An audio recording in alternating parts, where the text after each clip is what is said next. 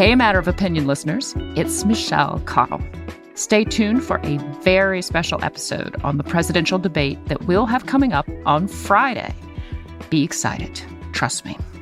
But while you wait, I wanted to share something I've been thinking about recently as a correspondent covering national politics, which is how much MAGA is too much MAGA when Trump isn't on the ticket. Enjoy.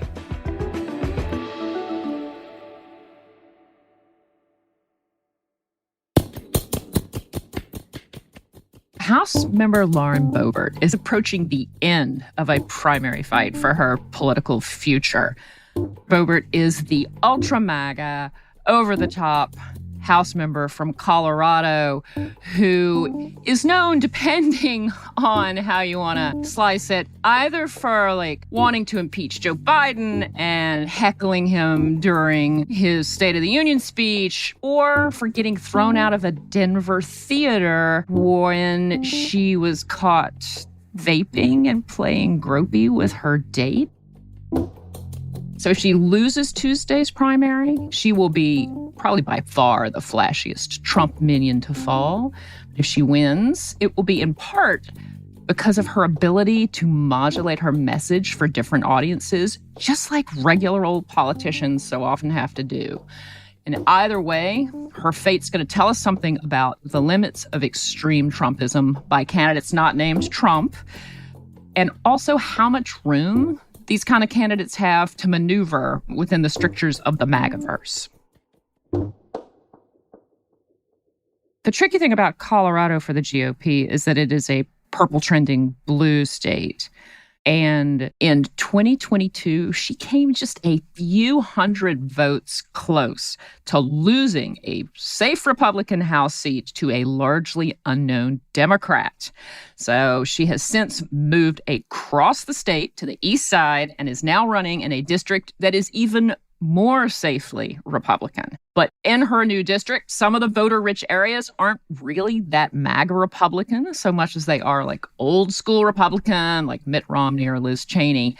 All of this has her scrambling to tweak her image, expand her appeal, win over her new hopeful constituents. So I felt like I just had to go out to Colorado just to see how she was doing. It was kind of a tale of two Boeberts. Okay, so I'm at the Wide Open Saloon in Douglas County, Colorado, talking with fans of Lauren Boebert. The Wide Open Saloon event was this kind of upscale biker bar that was just Boebert fans and Trump fans. Are you a big Boebert fan? Yes, I am. So how long have you been paying attention to her? I guess I saw her on TV with Trump. And Trump is not perfect, but he's my man. He's your man. He's my man, and she supports him, and we've got to get this country back on track. You know, there's lots of biker gear and anti-Biden t-shirts and MAGA hats, and Boebert could really just trump it up and appeal to the part of the party that the fans of hers on national TV and in conservative circles just absolutely adore.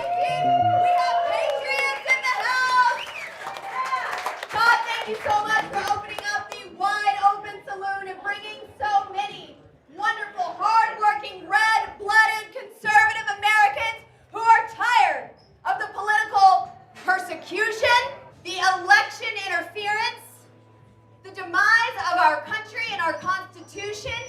Every one of us here is ready to take a stand and take back our state and take back our country. But most of the stuff I saw when I was following her around was much lower key and was not that kind of in-your-face, antagonistic, over-the-top attitude. She's trying to convince her new district that she is more than just her MAGA warrior self, that when she needs to, she can be very pragmatic, she can be very productive, that she can work to get things done. I mean, I do think she is an interesting example of what do you do when you're this MAGA person, but you're too MAGA, and you got to figure out, can you de-MAGA without losing MAGA? It is wonderful to be here in Washington County tonight. Thank you so much to the Farm Bureau for putting this on. So there was an event way out in the middle of nowhere. It was this tiny candidate forum sponsored by the local Farm Bureau where she was talking about forging compromises with Democrats to get stuff done, which was absolutely not the sort of thing that her MAGA national base wants to hear about. Water, water, water. This is absolutely one of our most important issues here in Colorado. And when it comes to water, I have legislation that I have co-sponsored with our senators, forming coalitions with Democrats that is common sense and does not compromise our Republican principles. So in this campaign, she is looking to balance what kind of feels irreconcilable, which is this persona as an uncompromising, over-the-top MAGA warrior hell-bent on destroying the libs and saving America from wishy-washiness,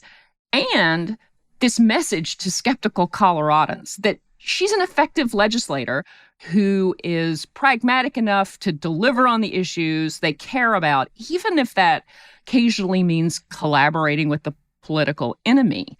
And this speaks to kind of a bigger problem that the Republican Party is facing, which is that very few politicians other than Trump can get away with just hardcore Trumping all the time. And I mean, heck, even he lost the presidency in 2020.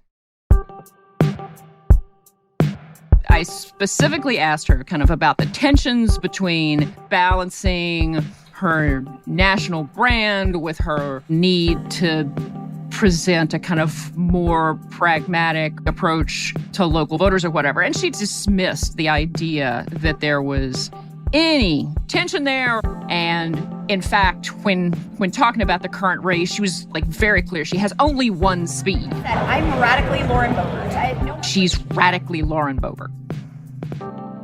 Which, yes, this is absolutely true. She is radically Lauren Boebert. I don't think anybody would dispute that. Of course, the question and maybe the problem is, even in some of these conservative congressional districts, it's not quite clear how far is too far with the Trumpism.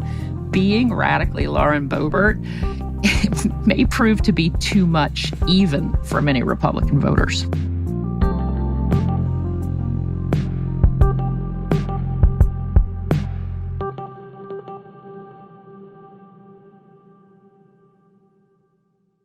To find more audio essays like this one, download the New York Times audio app and search for The Opinions. The New York Times audio app is free for Times subscribers.